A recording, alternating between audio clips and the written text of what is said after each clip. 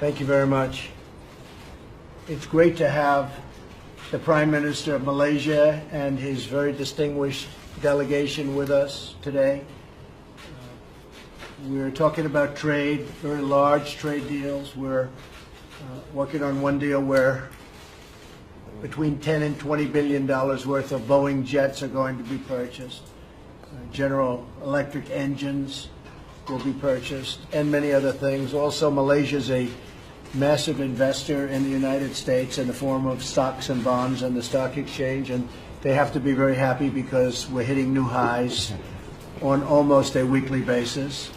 And so we're very proud of our stock market, what's happened since I became president. So I congratulate you on those investments. But I just want to say it's an honor to have you here. It's an honor to have your delegation with us. I believe you'll be at the United Nations next week, and a lot of folks are going to be at the United Nations next week. It should be an exciting week, and we look very much forward to that. But I want to thank you very much for all of the investment you've made in the United States. Also, the Prime Minister has a major role in not allowing ISIS, or as you say, Daesh, and others to exist. And he's been very, very strong on terrorism in Malaysia and a great supporter from that standpoint. So that's a very important thing to the United States. Does not do business with North Korea any longer. And we find that to be very important. We had a vote yesterday on sanctions. We think it's just another very small step, not a big deal. Rex and I were just discussing, not big, I don't know if it has any impact, but certainly it was nice to get a 15-0 vote. But those sanctions are nothing compared to what ultimately will have to happen.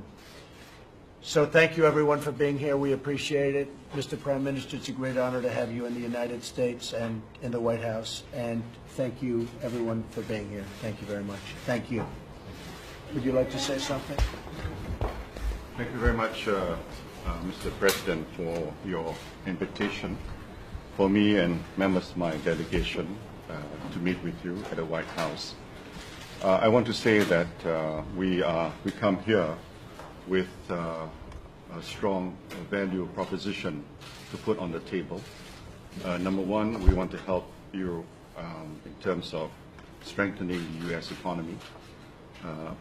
I come with 3 specific proposals. Number one, we intend to increase the number of Boeing planes to be purchased by MAS. We are committed to 25 planes of the 737 MAX 10 plus 8 787 Dreamliners. And there is a strong probability, not possibility, probability that we will add 25 more 737 MAX 10 in the near future. So within 5 years, the deal will be worth beyond $10 billion. That's one. We will also try to persuade AirAsia to purchase GE engines. Great. Secondly, we have Employee Provident Fund, which is a major pension fund in Malaysia. They've got quite a big sum of capital to be exported. They have invested close to $7 billion sum of capital to be exported. They have invested close to $7 billion in terms of equity in the United States, and they intend to invest $3 to $4 additional billion to support your infrastructure redevelopment in the United States. Right. And thirdly, our sovereign fund, Khazanah, they have an office in Silicon Valley. They have invested about $400 million in terms of high-tech companies, and they intend to increase that investment as well. Secondly, the other goal of your administration, Mr. President, which is to make United States safe, and with that, the world safe. We are committed to fight Daesh, IS, Al-Qaeda, Abu Sayyaf, you name it. They are the enemy of the United States. They are also the enemy of Malaysia. And we will do our part to make sure that our part of the world is safe. We will also contribute in terms of the ideological warfare, because you need to win the hearts and minds. And the key to it is to support moderate and progressive Muslim regimes and governments around the world, because that is the true face of Islam. That is the authentic face of Islam.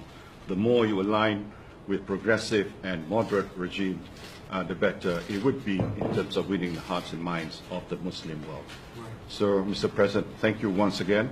United States has always been our partner for a long, long time, and this year is our 60th anniversary of our relationship, and I hope that today's meeting will make it even stronger in the years to come. Thank you very much, Mr. Prime Minister. Appreciate it. Thank you very much. Thank you, everybody. Thank you. Thank you.